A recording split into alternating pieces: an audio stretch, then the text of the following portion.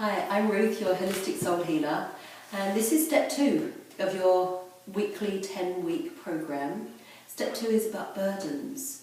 Now, you know we've all carried burdens in our lives, but some of those burdens are yours, some of those burdens belong to others. Oftentimes we carry the burdens of others. Do we need to carry those? The truth is we really don't.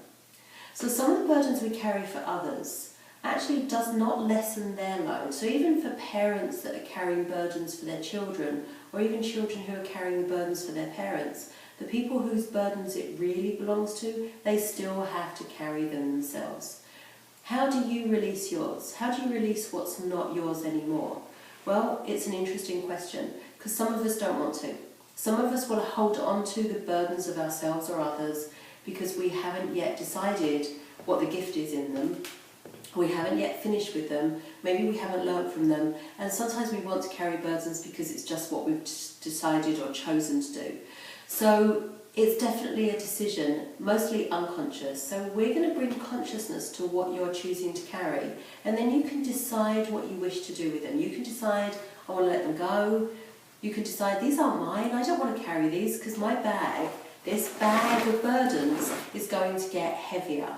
And so how do we walk forward in our life if we're carrying a great big bag full of grief, full of guilt, full of despair, full of unhappiness, maybe unfinished projects? So let's take a look at what's possibly in your bag. What about if we're carrying something that's memorable, the past? And maybe that past is the fabric of our life, and it's so filling the fabric of our life that we don't have a present or a future. We're so stuck in the past.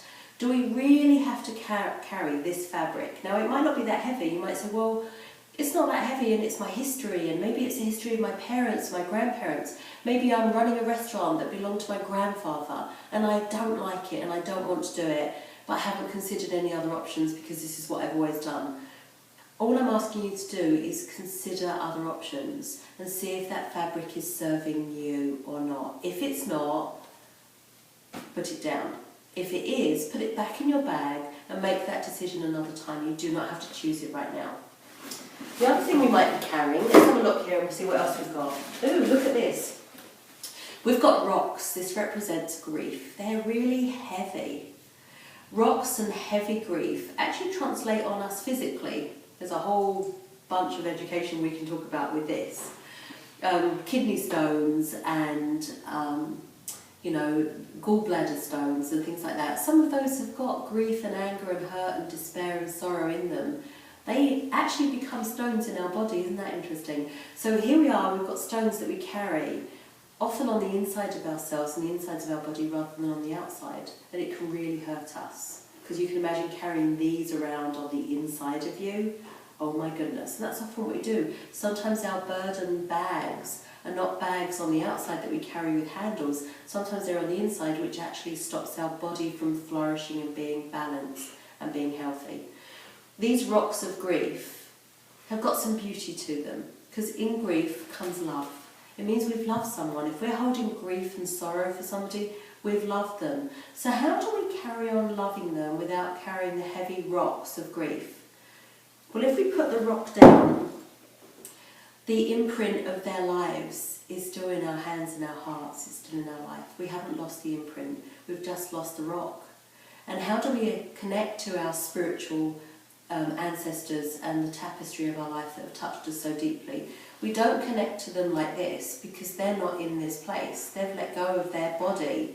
There's no possibility for them to carry a rock to connect to our grief. The only way that we can connect to our loved ones is to lighten up.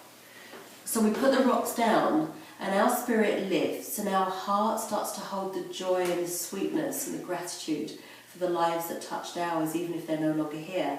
And we have an opportunity to connect to them in so many ways that we absolutely cannot connect to them if we're carrying the physical burdens, because they're not in a physical body. There's no way, there's a huge gap.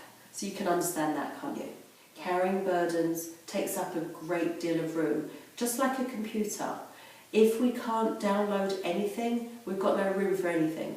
So we have to download our lives and get rid of the clutter and the burdens and only keep what serves us. And if it serves us, it's no longer a burden, it becomes a gift. So if we start to clear out what's in our lives and we start to bring in the gifts of what really works for us, we can start to move forward in the most extraordinary ways. What happens when we do that is our capacity grows. Now here's what we do as humans with that capacity. We have a big space now because we've totally unburdened ourselves, and that big space becomes really scary because now we've got emptiness. It feels like a void. You have to have some kind of a void in order to let the universe bring you what you want. There has to be a gap between what you've let go of and what needs to come in. We have to show up to the table of our life a little bit hungry so we can fill up. We can't go to the table full or else we won't want anything. We have to show up hungry.